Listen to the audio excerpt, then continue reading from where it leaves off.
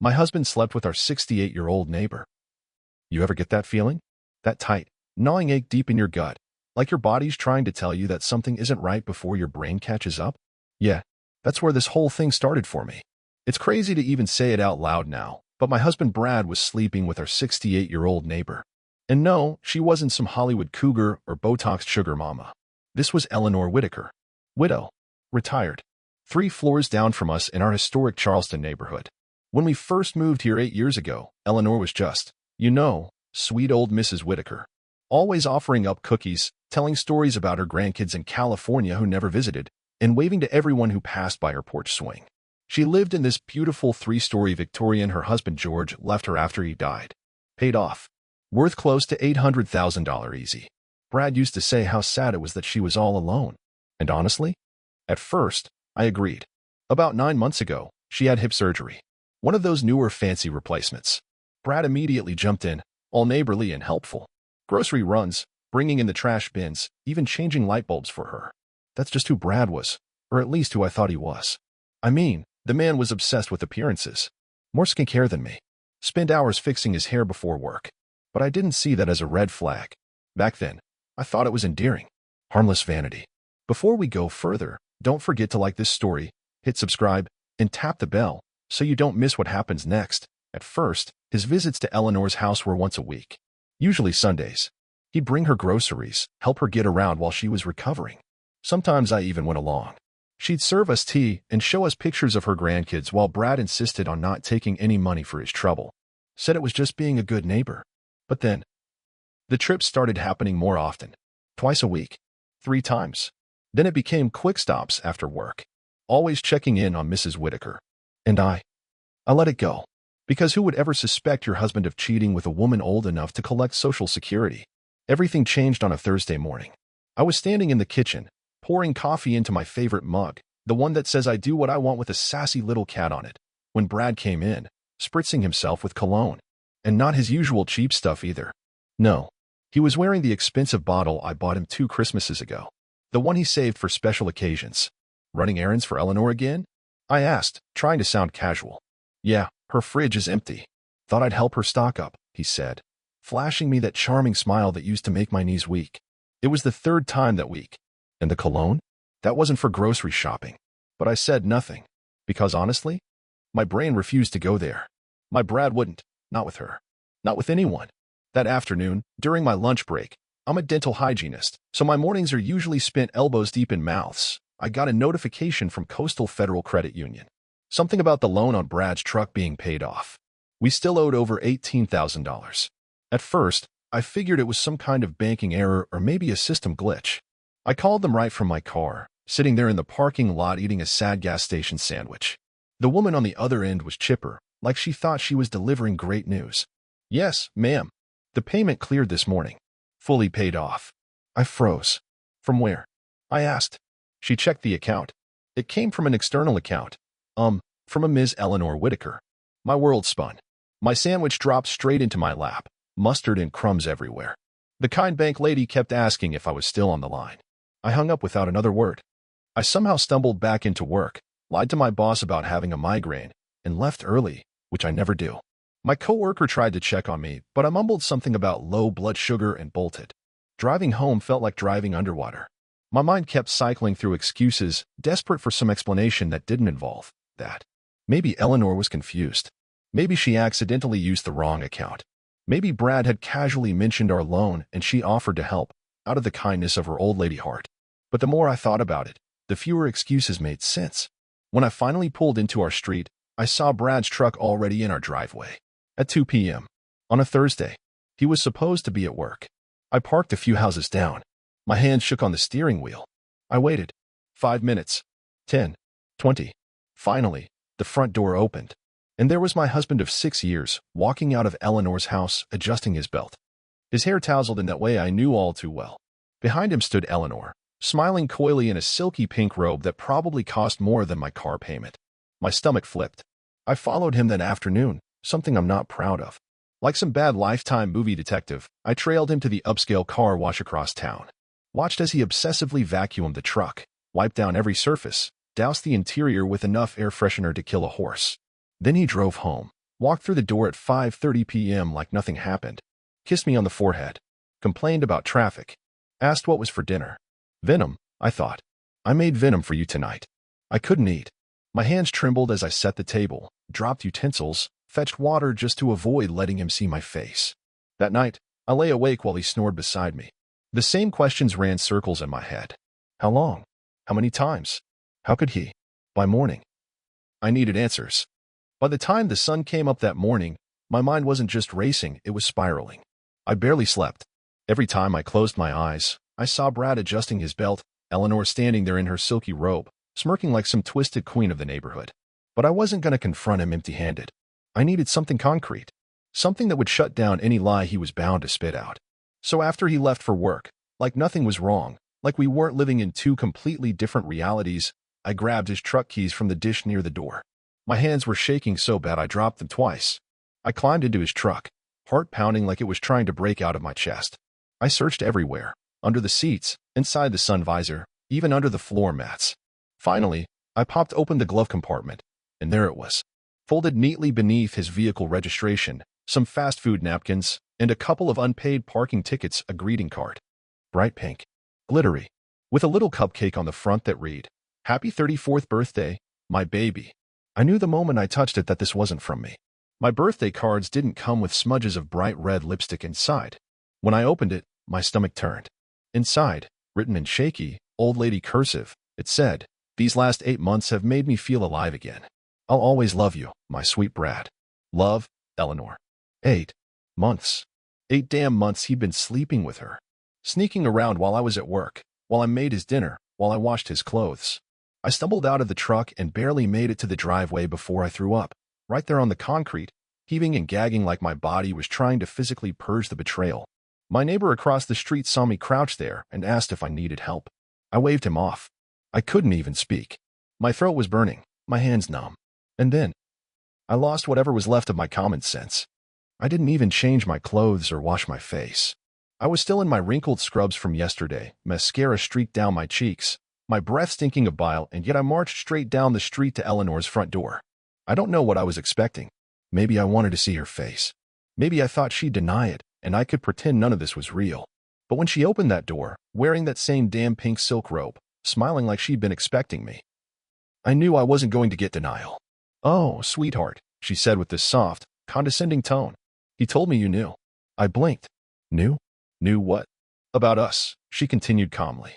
"About how happy we've made each other. He said you were okay with it, that you understood." I just stood there, frozen, staring at her like I was looking through a window into an alternate universe where up was down and wrong was right. She gestured for me to come inside. I should have turned around and left right then. But some sick part of me needed to hear her say it. Inside, she poured us tea like this was some casual afternoon book club and not my personal apocalypse.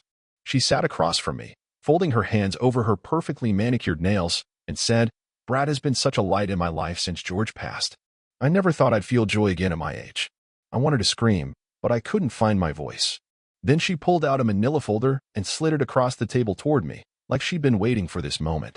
"I want you to understand this isn't just some silly affair," she said softly. "I've made arrangements.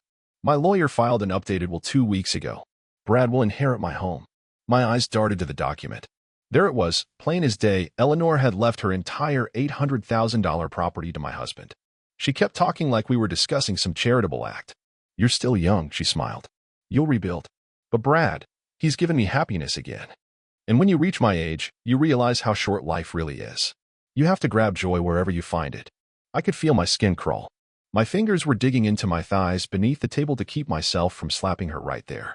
"It's not like he's off with some 20-year-old girl," she added with a little chuckle. "At least he's helping someone who appreciates him." Helping.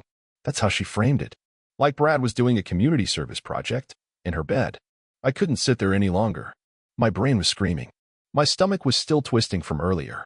I stood up abruptly, knocking my untouched cup of tea over onto her pristine lace tablecloth. She called after me as I stumbled toward the door. "It'll only be a little while longer, dear. And then you'll have the house too." The words followed me like poison as I fled down the front steps, my vision blurred, my breath coming out in harsh gasps. That night, I finally confronted Brad. I waited until after dinner. After he finished his second plate of spaghetti like he hadn't spent his afternoon betraying me, again. I pulled the birthday card from my purse and tossed it on the table. He barely glanced at it before sighing, like I just nagged him about forgetting to take out the trash. You went through my truck? 8 months, Brad, I hissed. 8 goddamn months. He rolled his eyes and leaned back in his chair. You're overreacting. Overreacting. Overreacting? I snapped, my voice rising. You're screwing a 68-year-old woman who paid off your truck loan and signed her house over to you. How is that not a little more serious than me overreacting? He held up his hands like I was the crazy one. It's not like I was running around with some young blonde. It's different, okay? This isn't some shallow affair. She's lonely. I'm helping her. And we'll all benefit eventually. I was gonna surprise you with the house once everything was finalized. I stared at him in complete disbelief. So you thought you could cheat on me for almost a year, and I'd forgive you because we get a free house out of it? He actually shrugged. I didn't think you'd take it this hard. That was it. That was his defense. No apology. No shame. Just strategy. I started packing my things that night. He followed me through the house like some deranged salesman trying to pitch me on why a scam was actually a good idea. You're being emotional, he kept saying. This is bigger than you think. I'm setting us up for the future. By the time I walked out the front door, my sister's car waiting in the driveway to pick me up, Brad was still standing there in the entryway, arms crossed, shaking his head like I was the one ruining everything. I left him standing there, and I never looked back. But trust me, this was only the beginning. Because over the next few weeks, I would learn that Brad's betrayal went far deeper and far darker than anything I could have imagined. After I moved into my sister's spare bedroom, I really thought things couldn't get worse. I mean, finding out your husband has been sleeping with a 68-year-old neighbor and plotting to inherit her house should have been rock bottom, right? Wrong. That was just Act 1. About 2 weeks after I left, my divorce attorney, Samantha, called me. Her voice had that professional calm, the kind that lets you know bad news is coming, but she's practiced at delivering it gently. You may want to sit down for this, she said. I sat on my sister's second-hand couch, heart already racing. Brad listed your marital home for sale. For a second, I didn't even process it. Our house? Not Eleanor's? Ours? Correct, Samantha confirmed. The house you both purchased 6 years ago. The one still under joint mortgage. He's trying to sell it without your consent. I felt the blood drain from my face. Is that even legal? Not remotely, Samantha said, her tone sharp now. We're filing an injunction immediately. But you need to understand, this shows his state of mind. He's acting desperate. Turns out the listing agent was none other than Amy Whitaker, Eleanor's niece. So, not only had Brad destroyed our marriage, but he was fully embedded in Eleanor's family now, cozying up to her relatives like some damn con artist weaving himself into their wealth. I drove by the house that evening, just to see it for myself. There it was, a bright red for sale sign planted right in the front yard like a dagger through my chest. Our petunias, the ones I planted last spring, were wilting. The grass was already overgrown. 6 years of memories. 6 years of scraped knees on the driveway while we painted the garage. 6 years of planning a family we never got around to starting. Now he was erasing all of it, like we were just a temporary inconvenience before his big payout. But the biggest bombshell was still waiting for me. A few days later, my phone rang again. This time it was Matthew Whitaker, Eleanor's nephew. We'd barely spoken before, but I knew who he was. He lived out in California, rarely visiting his aunt. The family black sheep, according to Eleanor herself. But now he was calling me, voice tight and urgent. I thought you should know. We're contesting the will, he said. I blinked. You're what? My aunt was vulnerable. We have reason to believe Brad manipulated her. I let out a humorless laugh. You think? Matthew's voice dropped, more serious now. Look, my aunt may have been lonely, but she wasn't senile. At least not at first. But her doctor raised concerns before she died. Memory issues. Confusion. The changes to her will? They happened right around when those symptoms worsened. I gripped my phone tighter. You think Brad preyed on that? I don't just think it, Matthew said darkly. We have evidence. And just like that, Brad's scheme started to unravel.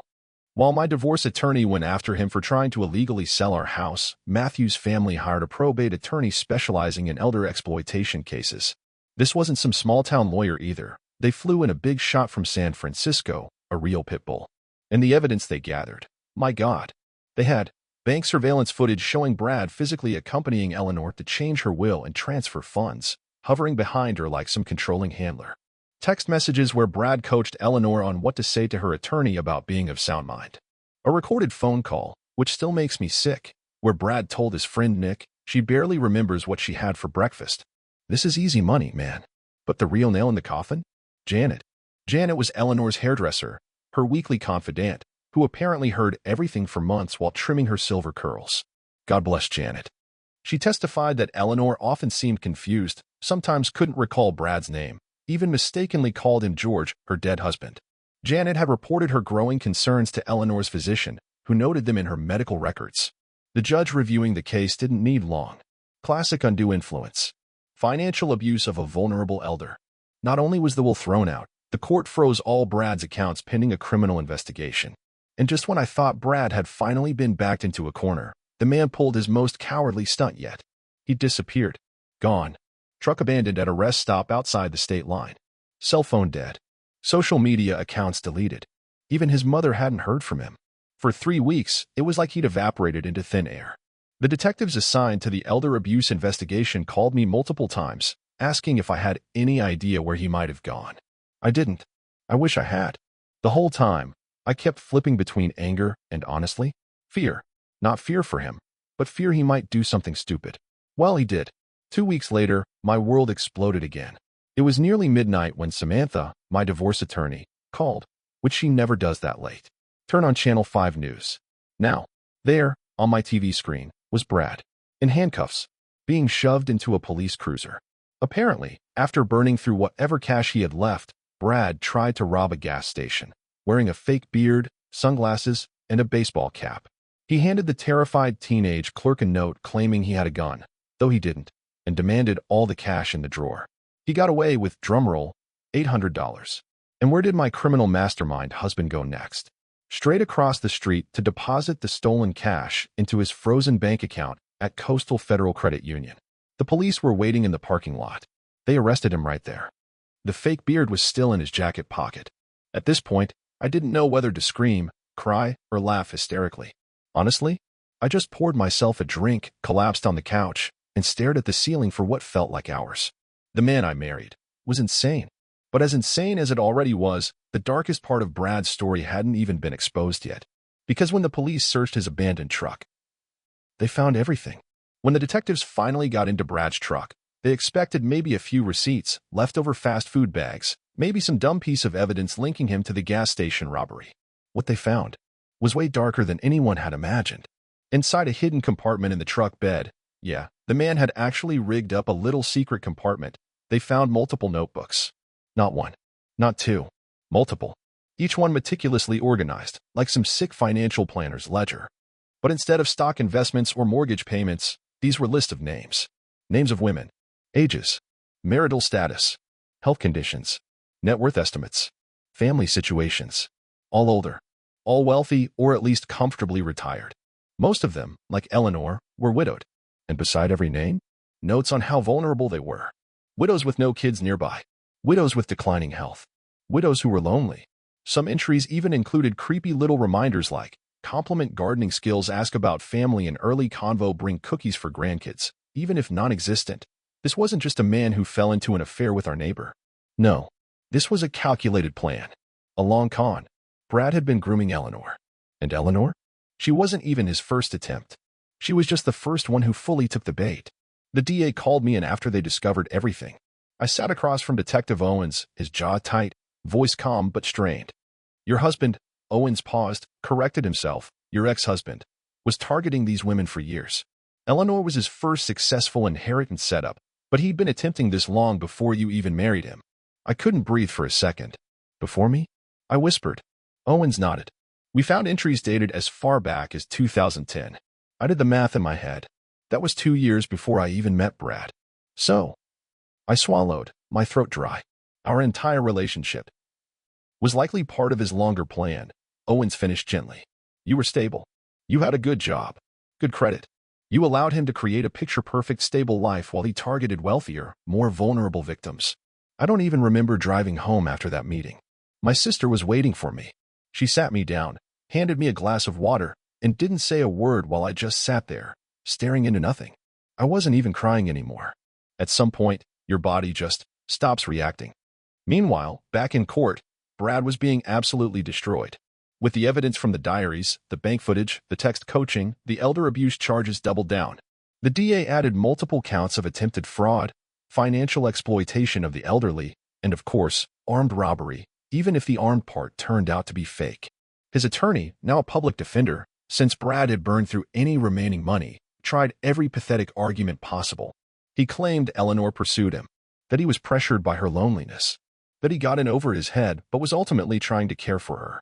Nobody bought it. The judge froze all of Brad's assets, what little remained, and ordered any proceeds from the house sale to go toward legal fees and potential restitution to Eleanor's family. Our house, the one he tried to sell out from under me, was finally awarded to me in the divorce settlement. My lawyer made sure of that. But let me be clear, getting the house didn't feel like winning.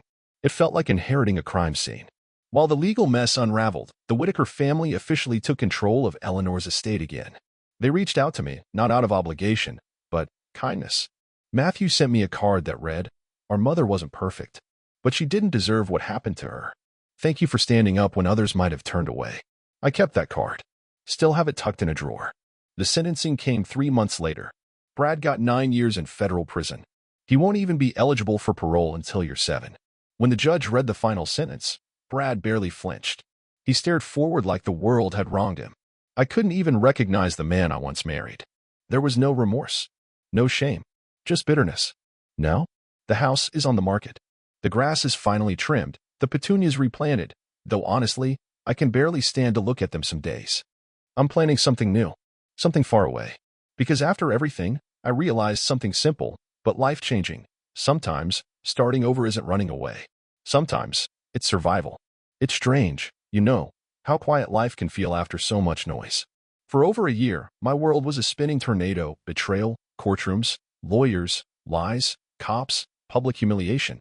Every day felt like I was sprinting just to survive the next disaster Brad created. But now, the silence feels good. Not empty, not lonely, just quiet. It's been almost 8 months since I officially moved here to Key West. The house in Charleston has long been sold. Brad has long since been processed into the federal prison system. The Whitakers have fully reclaimed Eleanor's house. The court cases, the investigations, all finished.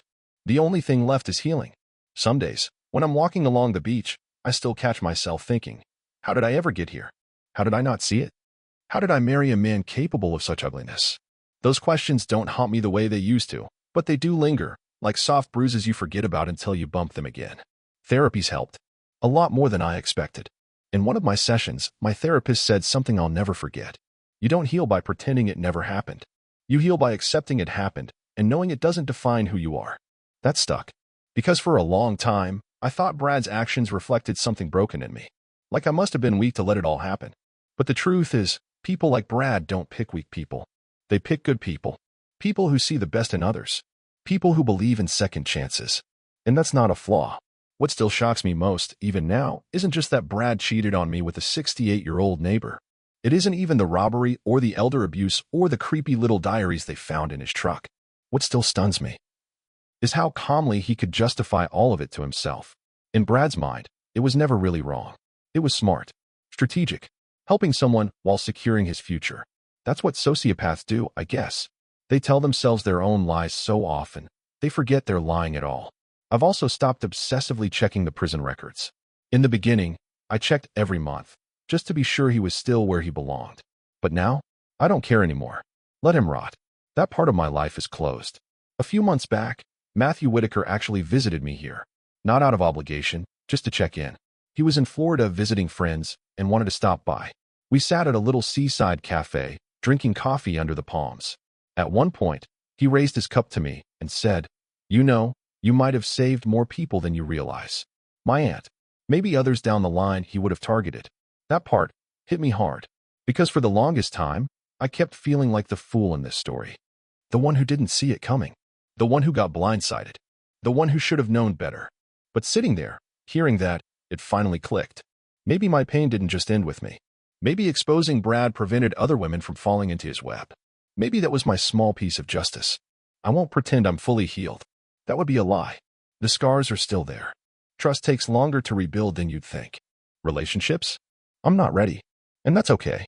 But I'm not bitter anymore. I'm not angry every time I wake up. I'm free. Most mornings, I sit on my balcony with my coffee, watching the sunrise shimmer over the water. The waves roll in, soft and endless. The breeze carries that mix of salt and warmth that only Key West really has. And every time I breathe in that ocean air, I remind myself, I survived. I walked through hell and I made it out. So here's my advice for anyone who ever finds themselves blindsided like I was.